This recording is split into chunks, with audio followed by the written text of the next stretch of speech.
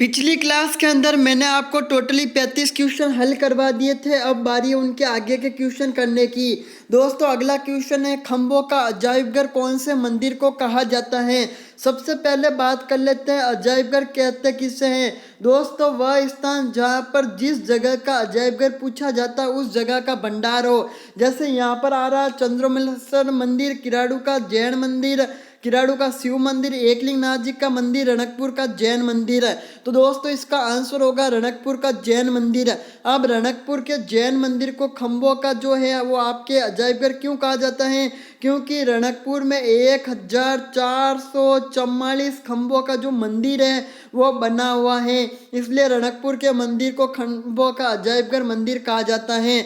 अब इसके साथ एक ही बात और कर लेते हैं कि रणकपुर का मंदिर कहाँ पर स्थित है। तो दोस्तों रणकपुर का मंदिर है वो आपके राजस्थान के पाली जिले के अंदर स्थित है। दोस्तों कई विद्यार्थी, आपको ये भी बता देता हूँ कि कई विद्यार्थी हमसे हमारे एजुकेशन क्वालिफिकेशन पूछते हैं। तो दोस्तों मैं बता देता हूँ कि मैं BA, BEd, MA plus REET मेरी क्लियर है। इसके साथ ही हाल ही के अंदर सेकंड ग्रेड में भी काफ़ी अच्छा पेपर हुआ है। राजस्थान में ऋग्वेद में कहाँ गया है, तो राजस्थान को ऋग्वेद के अंदर क्या कहा गया है, यानी राजस्थान का ऋग्वेद के अनुसार दूसरा नाम मरु प्रदेश, मरुकांतरा, ब्रुवत उपयुक्त सभी। तो दोस्तों मरु प्रदेश है वो आपके राजस्थान को नहा के राजस्थान को नहीं कहा है, ऋग्वेद के बाद ये चीज़ें यजुर्वेद में कही है। पहली बात कर लेते हैं इसके क्वेश्चन के साथ ही आपको और कॉन्सेप्ट समझा देता हूँ। वेद कितने होते हैं, तो दोस्तों वेद 4 होते हैं, ऋग्वेद, यजुर्वेद, सामवेद, अथर्ववेद। तो ऋग्वेद के अंदर क्या कहा है, तो ऋग्वेद के अंदर राजस्थान को कहा ब्रह्मभ्राता, ब्रह्मभ्राता यानी ब्रह्मों को जो यह शरण देने वाला राजस्थान है। बीकानेर और जोधपुर का उत्तरी भाग प्राचीन समय में किस नाम से जाना जाता था। यहाँ पर आप लोगों का राजस्थान का मैप ले लेना। मैप के अंदर यहाँ पर आ जाएगा आपका जैसलमेर, जैसलमेर के पास इस तरफ आ जाएगा बीकानेर। बीकानेर को कहा जाता था जंगल प्रदेश, गोडवाड़, सालिय सेना, सौदे। तो जंगल प्रदेश है वो आपके बीकानेर को कहा जाता था। अगला सवाल है कोच्छोर गांव में कौन सी देवी का मंदिर है।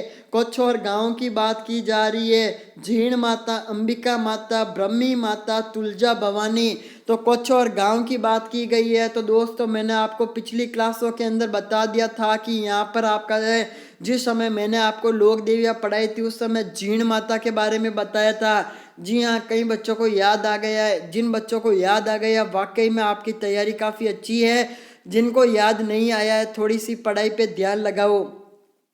राजस्थान एकीकरण के तहत अंतिम समय में शामिल होने वाला क्षेत्र कौन सा था। जैसलमेर, उदयपुर, सिरोही, अजमेर, मेरवाड़ा। तो सबसे पहले तो शामिल हुआ था अलवर, भरतपुर। उसके बाद में शामिल 7 प्रदेश हुए थे। लास्ट के अंदर बात की जाए तो दोस्तों लास्ट के अंदर आपका अजमेर, मेरवाड़ा शामिल हुए थे। इनके सामान थे वो मिलने को एकत्रित नहीं थे।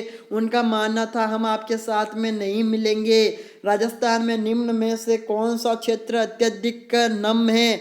यहाँ पर आपको बताना कौन से क्षेत्र में अत्यधिक नमी है। हाड़ौती का क्षेत्र, मेवाती का क्षेत्र, अगला आ गया बांगड़ का क्षेत्र, बांसवाड़ा का क्षेत्र।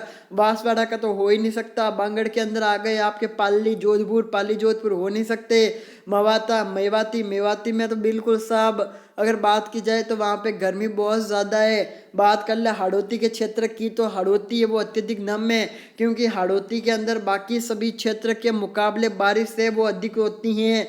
ये हाड़ौती क्षेत्र की विशेषता है। ठीक है दोस्तों, चलते अगले सवाल की तरफ। बच्चों सबसे पहले तो आप लोगों से कंप्लेन है कि आप लोग यार क्लासों को शेयर नहीं करते, तब तक व्यू नहीं आते, तब तक यार हमें भी नेक्स्ट क्लास लेने का मन नहीं करता है। तो थोड़ा बहुत सपोर्ट करो।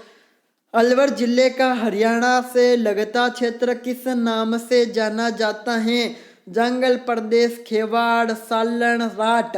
अभी आपको मैंने एक चीज़ बताई थी कि जंगल प्रदेश कौन से प्रदेश है, अभी आपको 2 मिनट पहले बताई थी। अब इतना तो आईक्यू आपको रखना पड़ेगा। खेराड़, जंगल, साठ। तो आपकी जो अलवर जिले और हरियाणा से लगने वाला जो आपका जिला है वो एक तरह की अंतर्राज्यीय सीमा है, 2 राज्यों के मध्य की सीमा है। तो उस सीमा को आपके क्या कहते हैं? राट कहते हैं। क्या कहते हैं दोस्तों? राट।